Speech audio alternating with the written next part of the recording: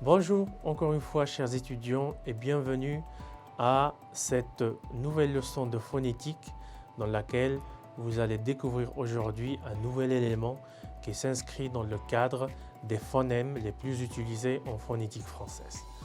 Donc avant d'entrer dans les détails, il faut rappeler que la révision des leçons précédentes est très importante dans la mesure où il constitue donc une série de notions de base qui sont fondamentales et qui vont vous aider donc à mieux comprendre les séquences qui viendront ensuite dans le cadre de nos leçons de phonétique.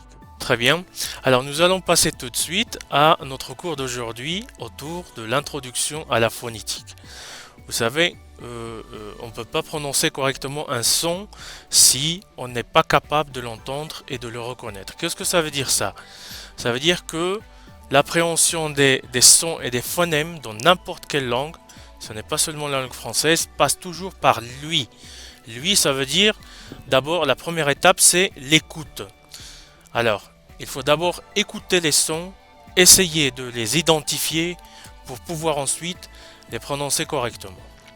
Alors, dans ce cours, vous avez quelques principes de base de la prononciation française, définition du terme phonétique, 3 domaines de la phonétique que nous allons voir un peu plus tard, et la différence entre phonétique et phonologie. Le rythme, la musique, l'intonation, les lettres non prononcées, la chaîne des mots et la continuité. Identification des descriptions de chaque son du français. Ensuite, on aura l'occasion de faire quelques exercices d'identification des consonnes et des voyelles, introduction à la transcription phonétique, les méthodes de correction phonétique et la phonétique et le cadre commun européen de référence pour les langues.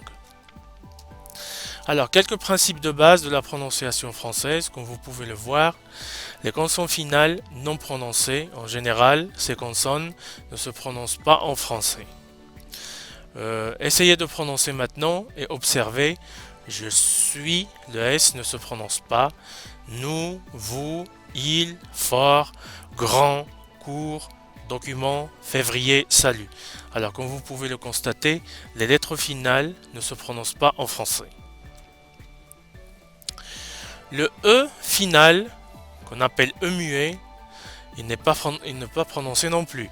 En français, c'est un E qui ne se prononce jamais.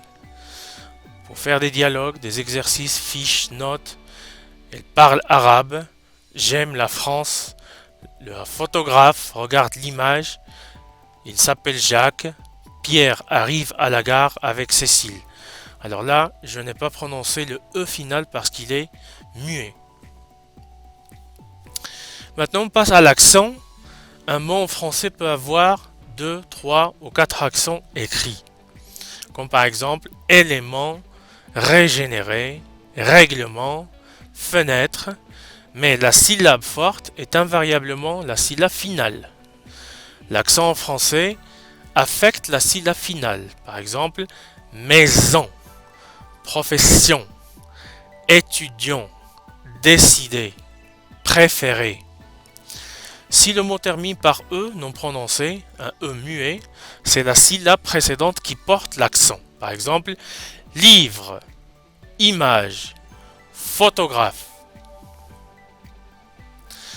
Alors, nous allons vous offrir un peu plus tard quelques exercices comme celui que vous venez de voir.